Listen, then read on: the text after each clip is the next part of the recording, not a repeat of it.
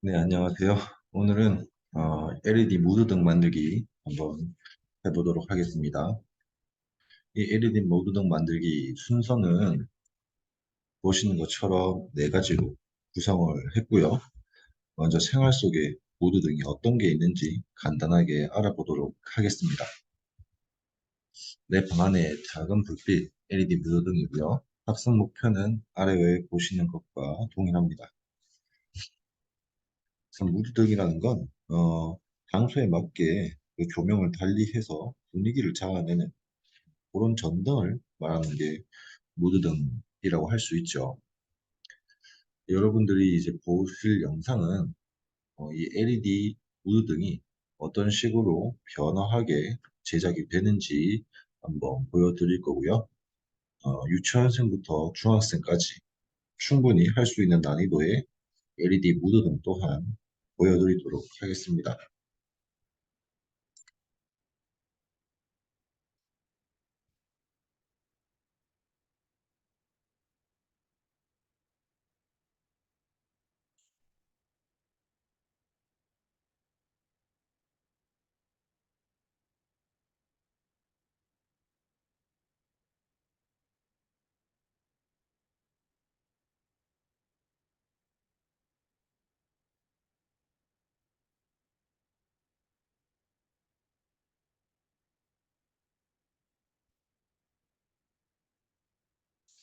자, 이렇게 보시는 것처럼 여러분들이 오늘 LED 무드등을 만들 건데 마지막에 봤던 저 개구리 모양, 소주병 모양의 어, 아크릴로 제작된 그 판에 여러분들이 그림을 새겨서 만들어 보도록 할 겁니다. 보통 우리가 알고 있는 LED 무드등은 이런 식으로 미리 제작되어 나오는 것으로 알고 있죠. 하지만 오늘 만들어 볼 거는 LED 무드등 밑판 제작부터 그림을 여러분들이 그리는 것까지 해보도록 하겠습니다. 이 LED는 전기에 의해서 작동이 되는데 전기에 대한 이해부터 짚고 넘어가도록 하겠습니다. 우리 전기는 발전소에서 만들어서 송전탑을 거쳐 우리 가정이나 여러분들이 계시는 학교의 동력으로 사용이 되게 되죠. 이게 전달되는 전기는 두 가지로 구분이 됩니다. 교류와 직류라는 것이 있는데 이 직류는 시간에 따라 전압이 일정하게 흐르는 걸 말하고요. 교류라는 것은 시간에 따라서 음극과 양극으로 전기의 흐름이 빠르게 움직이는 것을 뜻합니다. 자, 그러면 이 직류와 교류의 차이점 한번 보도록 하겠습니다. 직류 같은 경우는 여기 보시는 것처럼 다양한 설명이 있지만 어, 우리가 보통 알기 쉬운 거는 건전지 S이고요. 그 다음 안정도가 높고 무효 전력이 없다. 배터리 저장이 용이하다라는 거. 이 정도만 알고 계시면 될 것 같습니다. 자, 교류 같은 경우에는 좀 다른데 일반 가정에서 배터리에 쓰이는 게 아니고 우리 콘센트를 통해서 가전제품을 꼽을 때 거기에 쓰이는 전류가 보통 220V라고 보시면 될 것 같습니다. 또한 이 송전을 통해서 멀리 보낼 수 있는 특징을 가지고 있죠. 자, 그럼 두 가지 그림 중에서 어떤 게 직류이고 어떤 게 교류일까요? 여러분들이 한번 맞춰보시겠습니까? 네, 여기 보시면 왼쪽에 있는 그림은 가정에서 쓰이는 콘덴서가 있죠. 그렇기 때문에 교류입니다. 오른쪽은 배터리 모양이 있죠. 배터리 같은 경우는 바로 직류에 쓰인다고 했습니다. 자, 한 번 더 정리를 하게 되면 직류는 전기를 멀리 송전할수록 전기량이 손실되는 문제가 있다. 가까운 지역에 발전소를 설치해야만 한다. 교류 같은 경우 거리가 아무리 멀어도 전기 소모량이 적고 전기를 싸고 편리하게 공급할 수 있는 특징 때문에 오늘날 국제전기 표준으로 지정이 된 겁니다. 자, 그러면 여기서 상식으로 국제표준 전기 각 나라마다 어떻게 되는지 한번 알아보도록 할게요. 보시는 건 우리 국내 표준 전기입니다. 대한민국은 220V에 60Hz가 되고요. 여기서 헤르츠라는 거는 1초에 음극과 양극으로 몇 번이나 왔다 갔다 하는지를 표시를 한 겁니다. 따라서 1분에 60번을 왔다 갔다 하는 의미가 되겠죠. 자, 중국 같은 경우는 220에 50Hz고요. 미국 같은 경우는 110V에 50Hz. 일본 같은 경우는 똑같이 110V에 50Hz가 되겠습니다. 자, 그럼 전기 어떤 식으로 발명이 되고 발전이 되었는가? 그것도 한번 알려드리도록 하겠습니다.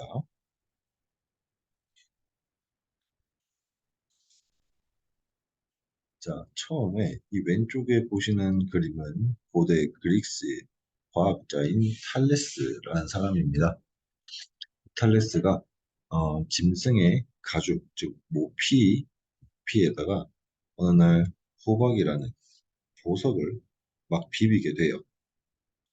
비비는 순간 모피 털은 어떻게 될까요? 네, 여러분들이 상상하시는 것처럼 이렇게 정전기가 일어나게 됩니다.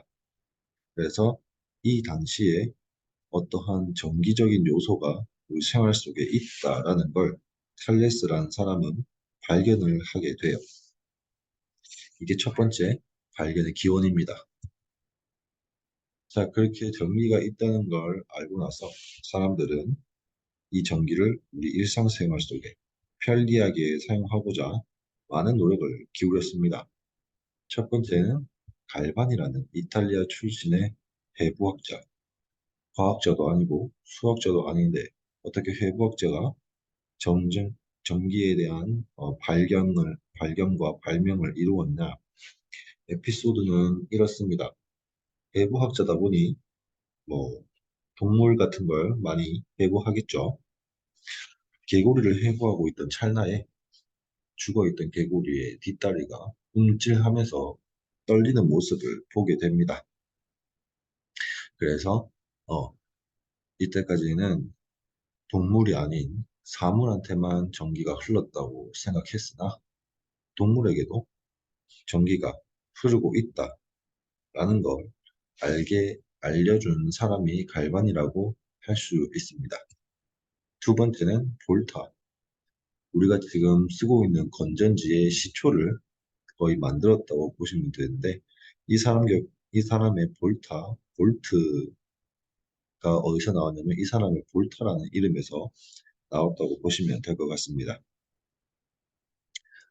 옆에 보이는 저 오른쪽에 있는 이 사람은 이제 르클랑셰라고 하는 건데 볼타라는 사람이 건전지를 만들었다면 르클랑셰 같은 경우는 건전지를 편리하게 쓸 수 있도록 그 건전지가 작아질 수 있게 축소화될 수 있게 아이디어를 내고 많은 도움을 준 사람으로 보시면 될 것 같습니다. 우리 전기가 담아진 전기를 쓸 수 있는 건전지 같은 경우에는 1차와 2차로 나뉘게 되는데 1차 같은 경우는 말 그대로 한 번 쓰고 버리는 용도로 쓰이게 됩니다. 그 다음 2차 같은 경우는 한 번 쓰고 버리는 것이 아닌 지속적으로 계속 충전식으로 쓸 수 있는 건전지를 말하게 됩니다. 그러면 보통 떠오르는 물건들이 있겠죠. 리모컨이나 시계는 1차에 해당하며 배터리라든가 핸드폰 같은 경우는 2차 전지에 해당이 된다고 보시면 됩니다. 자, 우리 건전지, 에너자이저가 나왔습니다. 건전지에서 어떻게 전기적인 에너지가 생성이 되는지 짧은 영상을 통해서 여러분들한테 알려드리고자 합니다. 한번 보시고 이어가도록 할게요.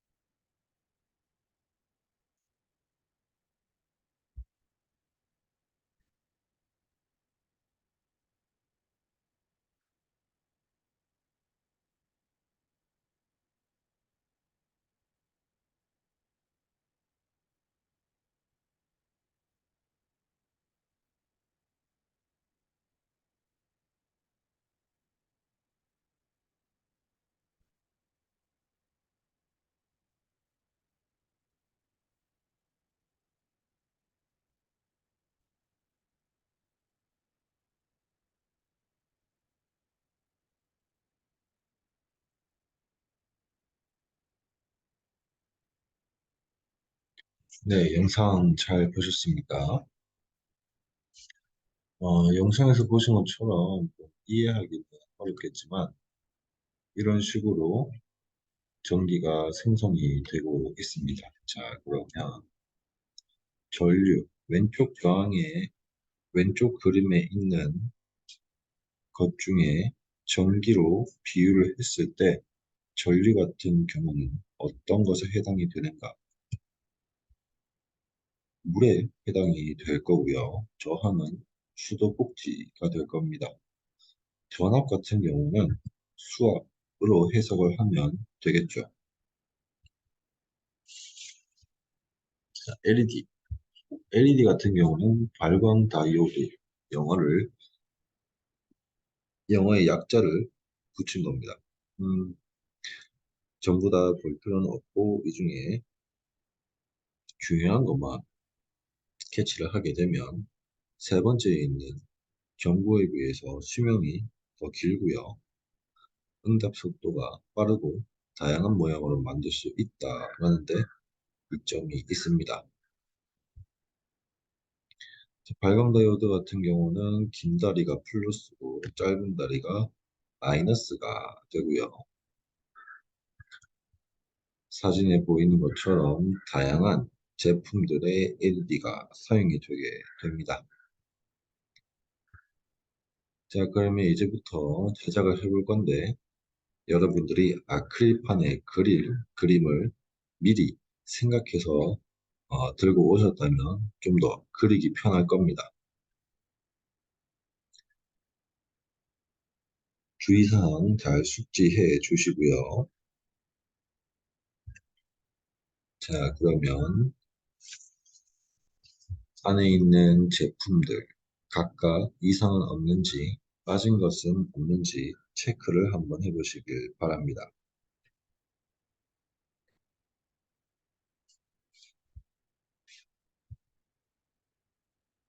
자, 다 됐다면 프레임을 떼어주고 그림에 보이는 것과 같이 브레드보드 판을 붙여주시면 됩니다.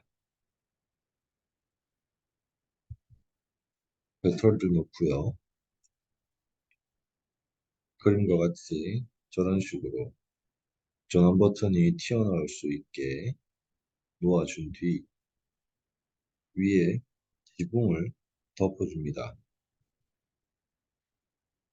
그리고 LED의 전선을 각각 2개 연결을 하셔가지고 보이는 그림과 같이 연결을 해주시게 됩니다. 하면 이런 식으로 네, 될 거고요. 이 상태에서 LED 전구가 나올 수 있도록 만들어 준 뒤 양옆을 붙이고 그 다음에 아크릴의 그림을 그리신 다음 그 아크릴을 끼워 넣으시고 전원을 켜시면 보기와 같은 아크릴 판이 완성이 됩니다. 뭐 다양하게 이렇게 만들 수도 있겠죠.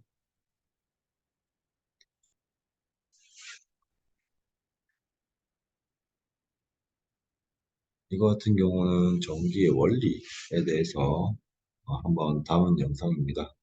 마지막으로 보고 수업을 마치도록 할게요.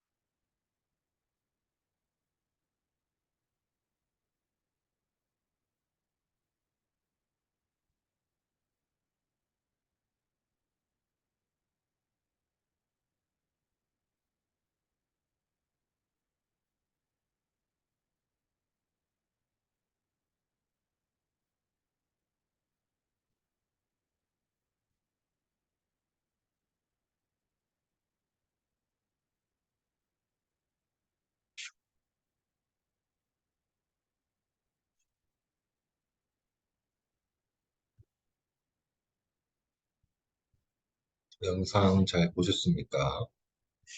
다이어트 전기의 원리가 옛날부터 있었고, 여러분들이 편하게 사용하는 전기는 이런 식으로 발전이 되었습니다. 오늘 만들어 본 LED 무드등 집에 두고 가셔서 잘 사용하시고, 전기적인 원리에 대해서도 떠올릴 수 있는 그런 시간이 되었으면 좋겠습니다. 감사합니다.